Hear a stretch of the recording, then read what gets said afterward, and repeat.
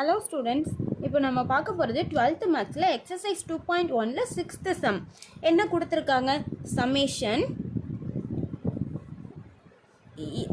nக்கு பதில் 1லேருந்து 10 வரைக்கும் சப்ஸ்டியூட் பண்ணுங்க அப்படின்னு சொல்லிட்டாங்க. சப்ஸ்டியூட் பண்ணலாமா? I பவர் nக்கு பதில் 1 சப்ஸ்டியூட் பண்ணால் 50 + 1 என்ன கிடைக்கும்? 51. இந்த இடத்துல சம்மேஷன் அப்படின்னு கொடுத்துருக்காங்க. சம்மேஷன்னா என்ன? அடிஷன் அர்த்தம். அதனால் நான் ப்ளஸ் பண்ணியிருக்கேன். I பவர் 52 50 + 2 52 அப் டு எது வரைக்கும் சப்ஸ்டியூட் பண்ணுறோம்? nக்கு பதில் 10 அப்படின்னா 60 வரைக்கும் நம்ம கண்டினியூஸாக போட்டுகிட்டே போகணும். I power 53 I power 54 I power 55 I power 56 I power 57 I power 58 I power 59 I power 60. அடுத்து பாருங்க I பவர் 51. இந்த 51 நான் 4ஆல் டிவைட் பண்ணால் எனக்கு என்ன கிடைக்கும்? 51 4ஆல் டிவைட் பண்ணால் 48 வரைக்கும் டிவைட் ஆகும். ரிமைண்டர் என்ன கிடைக்கும்? எனக்கு 3 கிடைக்கும். அதை நம்ம பிரித்து எழுதலாமா?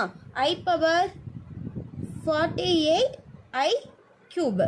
I பவர் 48 காமனாக வெளில எடுக்கிறதுனால I பவர் 48 I பவர் 4னே எழுதுகிறேன். 52 ஃபுல்லாகவே டிவைட் ஆகும்.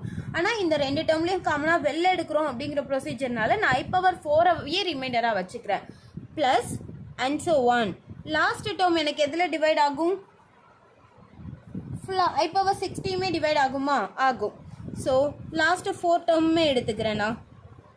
I பவர் எந்த டேர்ம்லேருந்து எடுத்துக்கலாம் சொல்லுங்கள் கொஞ்சம்? 57லேருந்து எடுத்துக்குமா? 56 வரைக்கும் டிவைட் ஆகும் I பவர் 1. I பவர் 56 வரைக்கும் டிவைட் ஆகும் I squared.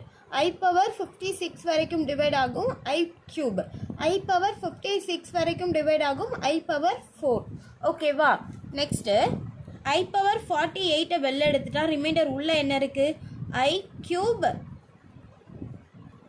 Plus I power 48 வெளில போயிடுச்சு I பவர் 4 இருக்குது. Plus and so on. Plus I power 56 காமனாக வெளில எடுத்துட்டா I power 1 plus I square plus I cube. 56லாம் வெளில போயிடுச்சு. Plus I power 4. I power 48 இது ஃபுல்லாகவே 4ஆல் டிவைட் ஆகுதுங்கிறதுனால I பவர் 4ஓட வேல்யூ நமக்கு என்ன? 1 இன்ட்டு I கியூபோட வேல்யூ என்ன? மைனஸ் I பவர் 4ஓட வேல்யூ என்ன?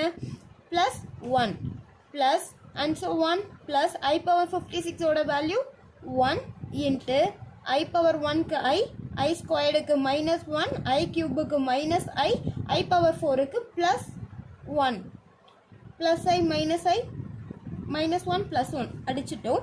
0 வாட்டி எதை மல்டிபிள் பண்ணாலும் 0. இந்த டேர்ம் ஃபுல்லாகவே நமக்கு 0 ஆகிடும். இங்கே 1 வாட்டி மைனஸ் ஐயை மல்டிபிள் பண்ணோம் அப்படின்னா மைனஸ் I ப்ளஸ் 1. இதுதான் நமக்கு ஆன்சர். இதை நம்ம 1 மைனஸ் I அப்படின்னு சொல்லிட்டும் எழுதலாம்.